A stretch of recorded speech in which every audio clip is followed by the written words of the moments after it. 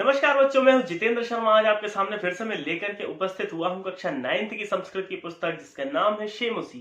शेमुसी के 8 पाठ को हमने पढ़ लिया था जिसका नाम था लोह तुला। बच्चों किसी कारणवश हम उसके प्रश्न और उत्तर की वीडियो नहीं बना पाए थे, उसको लेकर ही आज हम आपके सामने यहाँ उपस्थित हुए हैं।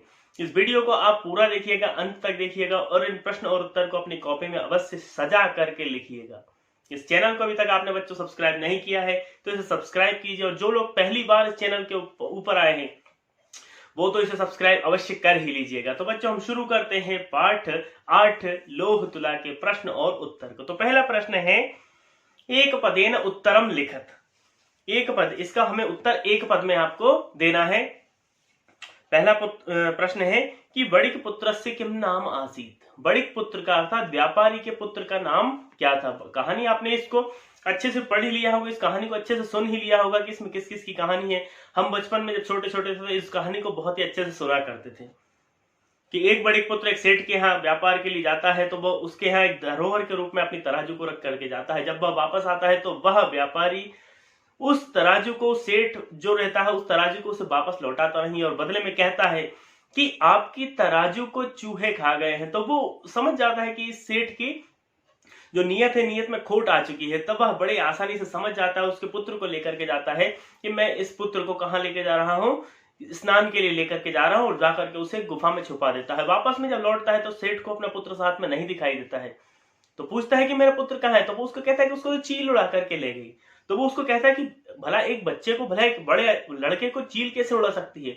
तो उसने जवाब में उत्तर दे दिया कि एक तराजू को चूहे कैसे खा सकते हैं। मामला न्यायालय तक पहुंच गया। न्यायालय तो भगवान का दरबार होता है, वहां पर न्याय मिला और उस बड़िक पुत्र को अपनी तराजू वापस मिल जाती है। तो पहला प्रश्न था कि बड़िक पुत्र से किम नाम आसीत। बड़िक पुत्र का नाम क्या था, तो बड़िक पुत्र का नाम था जीर्ण धनः। आप प्रश्न के उत्तर में लिख लीजिएगा जीर्ण धनः। दूसरा प्रश्न है कि तुला कई ही भक्षिता आसीत। तुला अर्थात तराजू जो थी वो किसके द्वारा भक्षण कर ली गई थी। सेठ के अनुसार तराजू को किसके द्वारा भक्षण कर लिया गया था। तो तराजू को मूषकों के द्वारा। तो आप लिख लीजिए तृतीया विभक्ति का यह प्रश्न है, तो इसमें उत्तर में आप लिख लीजिएगा कि मूषकैः तुला भक्षिता। तीसरा प्रश्न है तुला कीदृशी आसीत। तुला कैसी थी, तराजू जो थी वो कैसी थी। तो उत्तर आप उसका लिख लीजिएगा कि लोह घटिता, क्योंकि तराजू जो थी वह किस धातु की बनी हुई थी, तो वह लोहे की बनी हुई थी। और लोहे की धातु को कैसे, किस प्रकार से कोई चूहा भक्षण उसका कर सकता है। चौथा प्रश्न है पुत्रः केन हृतः इति जीर्ण धनः भवति वदति। कि पुत्र को, सेठ के पुत्र को किसने अपहरण उसका कर लिया है, किसने उसको हतः अर्थात उसका वध कर दिया या उसको मार डाला, ऐसा जीर्ण धन का कहना था। तो जीर्ण धन के अनुसार इसको किसने मारा था, शेनेन। उत्तर में आप लिख लीजिएगा कि शेनेन। शेन अर्थात होता है बाज या चील को हम शेन कहते हैं। अंतिम प्रश्न है कि विवद मानव दो का द्वावपि कुत्र गतौ। विवाद करते करते दोनों ही एक अपने अपने आरोपों को लगाते हुए विवाद करने लगे, और विवाद करते करते दोनों कहां पहुंचे, राजकुलम। उत्तर में आप लिख लीजिएगा कि राजकुलम। दोनों ही राजा के दरबार में जाकर के पहुंच जाते हैं। अभी देखिए प्रश्न नंबर 2 की अधोलिखिता नाम प्रश्नानाम उत्तराणी संस्कृत भाषाया लिखत। नीचे दिए गए प्रश्नों के उत्तर आपको संस्कृत भाषा में बड़े ही विस्तार से लिखना है। तो देखिए पहला प्रश्न है देशांतरम गंतुमिच्छन् बड़िक पुत्रः किम व्यचिन्तयत्। जो बड़िक पुत्र था, व्यापारी का पुत्र था, जो कि दूसरे देश जाना चाहता था, वह क्या सोच रहा था, उसके दिमाग में क्या बात चल रही थी। तो आप उसका उत्तर लिखिएगा कि देशांतरम गंतुमिच्छन् बड़िक पुत्रः व्यचिन्तयत्। दूसरे देश जाने वाला जो बड़िक पुत्र था वह क्या सोच रहा था, यत्र देशे अथवा स्थाने स्ववीर्यतः भोगाः भुक्ताः तस्मिन् विभवहीनः यः वसेत् स पुरुष अधमः। जो व्यक्ति जिस क्षेत्र में निवास कर रहा है उस निवासी क्षेत्र में वह अपने ऐश्वर्य के कारण, अपने पुरुषार्थ के कारण, अपने स्ववीर्यता अर्थात अपने पुरुषार्थ के कारण यदि वह सुख नहीं भोग सकता, इन सारी चीजों का, ऐश्वर्य का भोग नहीं कर सकता, तो मेरी नजर में वह जो पुरुष है वह पुरुषों में अधम पुरुष है, ऐसा उसके दिमाग में, उसके मन में ख्याल आया। और यह वास्तविकता की बात भी है। यदि हम अपने क्षेत्र में या जिस क्षेत्र में हम निवास कर रहे हैं उस क्षेत्र में हम अपने पुरुषार्थ को स्थापित नहीं कर सकते तो हमारा पुरुष होना या स्त्रीत्व होना या पुरुषार्थ पर एक प्रश्न चिन्ह यहाँ पर खड़ा होता है। दूसरा प्रश्न है, देखिए, स्वतुलाम याचमानम जीर्ण धनम श्रेष्ठी किम कथयत। अपनी तुला मांगने पर जीर्ण धन से श्रेष्ठी अर्थात सेठ ने क्या कहा। जब जीर्ण धन ने वापस आया तो आकर के अपनी तराजू उससे वापस मांगी, तब सेठ ने उसको क्या उत्तर दिया, स्वतुलाम याचमानम जीर्ण धनम श्रेष्ठी कथयत भो नास्ति सा, नहीं है वो, कहां गई, त्वदीया तुला मूषकैर भक्षिता इति, तुम्हारी जो तराजू थी वह मूषकों के द्वारा अर्थात चूहों के द्वारा उसका भक्षण कर लिया गया, ऐसा उसने कहा, ऐसा उत्तर उसने दिया। तीसरा प्रश्न है, जीर्ण धनः गिरिगुहा द्वारम कया आक्षाद्य गृहमागतः। जीर्ण धन ने गिरिगुहा में अर्थात, गिरिगुहा अर्थात क्या शब्द, पहाड़ की गुफा में या पर्वत की गुफा में किसको निक्षिप्य, किसको छोड़ करके, किसको बंद करके वापस आए थे। तो उत्तर है कि जीर्ण धनः गिरिगुहा द्वारम बृहत् शिलया आक्षाद्य गृहमागतः, कि उसने गिरी गुहा में अर्थात उस पर्वत की गुफा के ऊपर बड़ा सा एक पत्थर रख दिया और रखने के बाद वह वहां से वापस आ गया। तो इसका उत्तर आप लिख लीजिएगा कि जीर्ण धनः गिरी गुहा द्वारम बृहत् शिलया आक्षाद्य गृहमागतः, कि बड़ी सी एक शिला को रख करके वापस आ गए। चौथा प्रश्न है, देखिए, स्नानांतरम पुत्र विषये पृष्टः वणिक पुत्रः श्रेष्ठिनम किम अवदत्। कि स्नान करने के बाद जब वह वापस आ रहे थे तो उस वणिक पुत्र से उस श्रेष्ठी ने क्या पूछा, अपने पुत्र के विषय में क्या पूछा। स्नानांतरम पुत्र विषये पृष्टः वणिक पुत्रः श्रेष्ठिनम अवदत्। स्नान के बाद में जब वणिक पुत्र श्रेष्ठी के पास में आया, सेठ के पास में आया, तो श्रेष्ठी ने कहा, श्रेष्ठी से उस जीर्ण धन ने कहा कि भो तव पुत्रः नदी तटात् शेनेन हरतः, तुम्हारा जो पुत्र था उस पुत्र को नदी के तट पर शेन अर्थात बाज के द्वारा उसका अपहरण या उसकी मृत्यु कर दी गई। हृतः हरण, उसका अपहरण उसका कर लिया गया। अंतिम प्रश्न है इसका कि धर्माधिकारी ही जीर्ण धन श्रेष्ठिनौ कथम तोषितवन्तः। धर्माधिकारी ने अर्थात राजा ने, जब वह दोनों का विवाद इतना बढ़ गया कि उनको राजा के सन्मुख जाने की आवश्यकता पड़ने लगी, तब राजा के पास जब गए तो राजा ने उनको दोनों को किस तरीके से संतुष्ट दोनों को किया। फिर है उसका उत्तर लिखिए, धर्माधिकारी भी जीर्ण धन श्रेष्ठिनौ परस्परम संबोध्य तुला शिशु प्रदानेन तोषितवन्तः। धर्माधिकारी ने, राजा ने दोनों को ही तुला और शिशु दे करके एक दूसरे को तोषितवन्तः अर्थात उनको संतुष्ट दोनों को किया, क्योंकि जब उन्होंने दोनों की ही कहानी सुनी, पहले तुला की कहानी सुनी, उसके बाद शिशु की कहानी सुनी, तो दोनों ने ही अपने अपने तर्क दिए और दोनों के लालच को या उस सेठ के जो लालच था उस लालच को खत्म करने के लिए उन राजा ने दोनों को ही, एक को तुला दे दी, दूसरे को उसका पुत्र वापस लौटाने के लिए कह दिया। तो ये थे आपके प्रश्न और उत्तर। अब है देखिए प्रश्न नंबर 3 की स्थूल पदानि अधिकृत्य प्रश्न निर्माणम कुरुत। आपको कुछ वाक्य नीचे दिए हुए हैं, उन वाक्यों में से आपको स्थूल पदों को देखना है। स्थूल पद था बोल्ड लेटर्स को हमें देखना है और उनको हटा करके उनके स्थान पर प्रश्नवाचक चिन्ह या प्रश्नवाचक शब्दों को लिखना। तो देखिए पहला है जीर्ण धनः विभवक्षयात देशांतरम गंतुमिच्छन् व्यतिन्तयत्। कि जीर्ण धन जो था विभवक्षयात, विभव अर्थात धन इत्यादि के क्षय होने पर देशांतरम गंतुमिच्छन् व्यतिन्तयत्, कि वह क्या सोचने लगा कि देशांतर, दूसरे देश जाने की सोचने वह लगा। तो जीर्ण धन शब्द जो है वो बोल्ड लेटर्स में है, तो उसके स्थान पर हम क्या लिख देंगे कि कहा, कौन। प्रश्न बनेगा कि कौन लक्ष्मी के क्षय होने से, धन के नाश होने से दूसरे देश जाने को इच्छुक था, तो कौन था, तो जीर्ण धन था। तो जीर्ण धन के स्थान पर हम प्रश्नवाचक शब्दों में लिख देंगे कहा। दूसरा है देखिए श्रेष्ठिनः शिशु स्नानोपकरणम आदाय अभ्यागतेन सह प्रस्थितः। कि सेठ शिशु स्नान उपकरणाय अभ्यागतेन सह, अतिथि के साथ चला, अभ्यागत अर्थात अतिथि इत्यादि के साथ चला गया। तो अभ्यागतेन सह, अभ्यागतेन या अभ्यागत के साथ में, तो हम प्रश्नवाचक शब्द में अभ्यागतेन शब्द को हटा करके उसके स्थान पर हम लिख देंगे केन। कि वह केन अर्थात किसके साथ में चला गया। जो तीसरा है देखिए बड़िक गिरिगुहाम बृहक्षिलया आच्छादितवान। बृहक्षिलया इसके ऊपर हमें बोल्ड लेटर से जिसको हटाना है। तो बृहक्षिलया जो है वह तृतीय विभक्ति का वचन है, तो हम तृतीय विभक्ति के स्थान पर प्रश्नवाचक शब्द के साथ साथ किसका प्रयोग करेंगे, हम कया शब्द का वहां पर हम प्रयोग कर देंगे कि बड़िक गिरी गुहाम कया आच्छादितवान। बड़िक के द्वारा गिरी गुहा पर किसके द्वारा आच्छादित, उसको ढक दिया गया। तो बृहक्षिलया अर्थात बड़ी जो शिला थी उस शिला के द्वारा वहां पर उसने ढक दिया गया।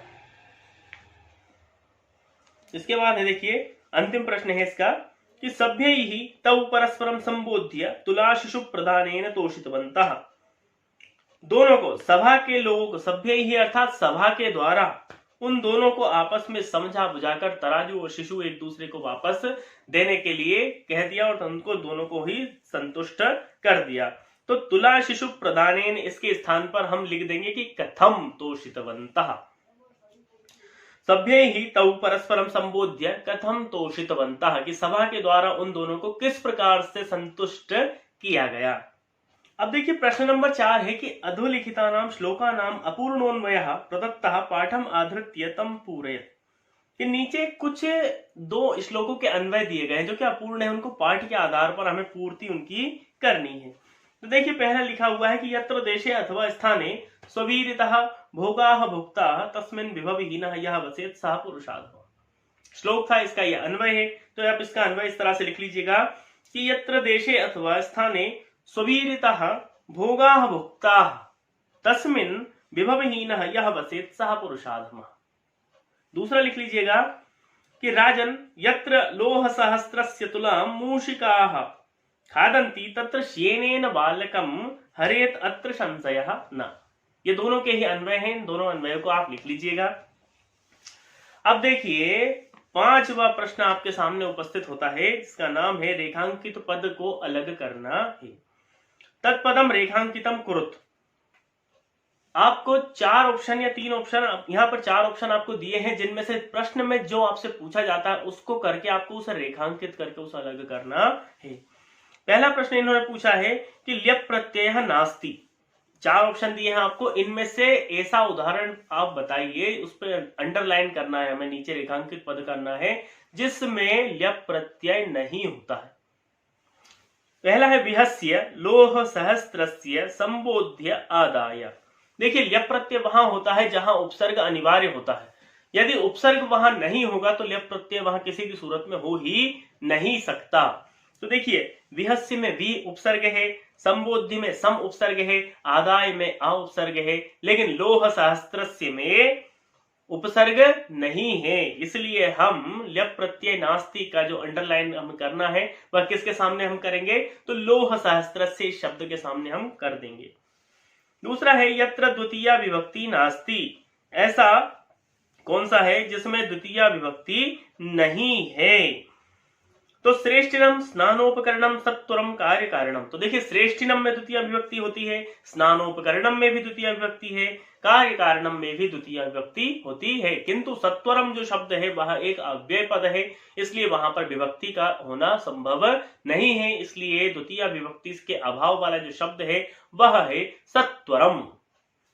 अंतिम है यत्र षष्ठी विभक्ति नास्ति। ऐसा शब्द बताना है हमें जिसमें षष्ठी विभक्ति नहीं है। तो पहला है पश्यतः सुवीरतः श्रेष्ठिनम और सभ्यानाम। तो पश्यतः में षष्ठी विभक्ति है, श्रेष्ठिनः में षष्ठी विभक्ति है, सभ्यानाम में भी षष्ठी विभक्ति होती है, किंतु स्ववीर्यतः में षष्ठी विभक्ति नहीं है। 6वां प्रश्न है देखिए संधिना संधि विच्छेदेन व रिक्त स्थानानि पूरयत। संधि या संधि विच्छेद के द्वारा आपको रिक्त स्थान की पूर्ति करनी है। देखिए जैसे पहला है श्रेष्ठ्याः। तो श्रेष्ठ्याः का हम संधि विच्छेद, जो रिक्त स्थान है उसके आगे वो हम करेंगे संधि विच्छेद करके कि श्रेष्ठी धन आह बराबर श्रेष्ठ्याः। दूसरा है रिक्त स्थान, उसके सामने लिखा है द्वौ धन अपि, तो संधि विच्छेद कर दिया है इन्होंने, उसका हमें संधि पद देना है तो द्वाव अपि हम उसके आगे लिख देंगे। तीसरा है पुरुषोपार्जिता, पुरुष धन उपार्जिता, हम उसके आगे लिख देंगे कि पुरुष धन उपार्जिता। चौथा है यथा धन इच्छया, तो उसके आगे हम लिख देंगे यथेच्छया। स्नानोपकरणम, स्नान धन उपकरणम, गुण संधि यहां पर हो जाएगी। स्नानार्थम, स्नान धन अर्थम बराबर स्नानार्थम हो जाता है। इस प्रकार से आपका प्रश्न नंबर 6 भी समाप्त हो जाता है। प्रश्न नंबर 7 है, देखिए कि समस्त पदम विग्रहम व लिखत। समास आपको कुछ दिए हुए हैं कि यहाँ पर कुछ शब्द आपको समास दिए हैं और कुछ समास विग्रह के दिए हुए, तो उनको आपको विग्रह करके या रिक्त स्थान की पदपूर्ति आपको यहाँ पर करनी है। पहला है जैसे स्नानस्य उपकरणम, तो हमें इसका समस्त पद करके लिखना है, तो स्नानोपकरणम यह समस्त पद इसका हो जाता है। दूसरा है, देखिए इधर लिखा हुआ है गिरि गुहायाम, तो इसका हमें समास विग्रह करना है, तो हम लिख देंगे गिरेह गुहायाम, गिरेह गुहायाम। तीसरा है देखिए धर्मस्य अधिकारी, अब इसका हमें समस्त पद लिखना है, तो हम लिख देंगे धर्माधिकारी, धर्मस्य अधिकारी बराबर धर्माधिकारी। और अंतिम है विभवेन हीनः बराबर विभवहीना, विभवहीना दिया हुआ है आपको लिखा हुआ, आपको उसका समास विग्रह करना है, तो हम कर देंगे कि विभवेन हीनः। इसके बाद में देखिए अंतिम लिखा हुआ है, प्रश्न दिया है यथा अपेक्षम। वैसे तो आपको ये प्रश्न तो वैसे आप ही को करना चाहिए क्योंकि यह एक होमवर्क भी आप इसको समझ सकते हैं, लेकिन फिर भी हम आपको बता देते हैं कि यथापेक्षम अधोलिखितानां शब्दानां सहायतया लोह तुला इति कथायाः सारांशम संस्कृत भाषाया लिखत। नीचे कुछ शब्द दिए गए हैं, उन शब्दों की सहायता से आपको लोह तुला इस कथा का सारांश लिखना है। तो हम किस तरह से लिखेंगे, जैसे पहले है, सबसे पहले लिखा है बड़िक पुत्र, तो बड़िक पुत्र के हम एक वाक्य बना देंगे कि कस्मिंश्चित् नगरे जीर्णधनः नाम बड़िक पुत्रः आसीत्, सः निर्धनो भूत्वा निज लोहतुलां कस्यचित् श्रेष्ठिनो गृहे निक्षेपभूतां कृत्वा धनार्जनाय देशान्तरं प्रस्थितः। पुनः स्वपुरं प्रत्यागत्य सः लोहतुलाय अयाचत। दूसरा देखिए, अब आप इसके बाद में तीसरा शब्द लिखा हुआ था यहाँ पर कि लोहतुला भी हो चुका है, तीसरा है अयाचत, अयाचत पे आप अंडरलाइन कर लीजिएगा। फिर श्रेष्ठी अवदत त्वदीया सा लोहतुला मूषकैः भक्षिता, कि तुम्हारी जो लोहतुला थी वह मूषक ने भक्षण कर ली। ततः जीर्णधनः श्रेष्ठिनं पुत्रेण सह नद्यां स्नानार्थं गतः, स्नानार्थं गतः, स्नात्वा सह तं शिशुं गिरिगुहायां प्रक्षिप्य तद्वारं बृहच्छिलया आक्षाद्य सत्वरं गृहं प्रत्यागतः, कि वो वहां से वापस स्नान के लिए गया और उस गुफा में उसको बिठाकर उसके ऊपर एक बड़ा सा पत्थर रखकर वहां से वापस आया। ततः श्रेष्ठिनं तस्य पुत्र विषये अवदत् तव पुत्रः श्येनेन हृतः, तुम्हारे पुत्र को बाज उठा करके ले गया है। एवं विवदमानौ तौ राजकुलम गतवन्तौ, वह विवाद करते करते दोनों ही कहां पहुंचे, राजकुल में पहुंचे। सर्वं वृत्तान्तं ज्ञात्वा धर्माधिकारिभिः परस्परं तुला शिशु प्रदानेन तोषितवन्तः, सारा वृत्तांत सुनने के बाद उनको तुला और शिशु दोनों को प्रदान कर दिए। इसके बाद में दोनों को ही संतुष्ट उन्होंने वहां पर कर दिया। तो बच्चों, अनेन कथया अनया कथया अस्माभिः ज्ञातम किम यत्, लालच का जो फल होता है वो कभी भी अच्छा नहीं होता है। देखिए, यदि उस सेठ को थोड़ा सा ही लालच था, सिर्फ उसने उसकी तराजू चुरानी चाहिए। यदि वो चाहता, बड़िक का पुत्र जो जीर्णधन थे, जीर्णधन यदि चाहते तो उसका पुत्र वापस लौटाते ही नहीं, किंतु उन्होंने ऐसा नहीं किया। उनको समझ आना चाहिए था। ये बात जान करके उन्होंने राजकुल में पहुंचे, दोनों को है वृत्तांत सुनाया, और दोनों के वृत्तांत सुनाने के बाद में दोनों को ही राजा ने, एक को शिशु दे दिया और दूसरे को तुला दिलवा दी, और दोनों का ही विवाद जो था वो समाप्त कर दिया। तो बच्चों, ये कथा आपको समझ में आ ही गई होगी और उसके प्रश्नोत्तर भी आप लिख ही लीजिएगा। और हमारे चैनल को अभी तक आपने सब्सक्राइब नहीं किया है तो इसे सब्सक्राइब कीजिए, लाइक कीजिए, शेयर कीजिए, अपने दोस्तों तक इसे पहुंचाते रहिए और देखते रहिए इसी प्रकार की लेटेस्ट आने वाली वीडियोस, जो कि आपको ज्ञान देगी, संस्कृत भाषा से आपको जोड़ने का कार्य करती रहेगी। हम फिर से उपस्थित होंगे आपके सामने एक नई वीडियो को लेकर, जिसके इंतजार आप करते रहिए। तब तक के लिए धन्यवाद। जय तु संस्कृतम, जय तु भारत।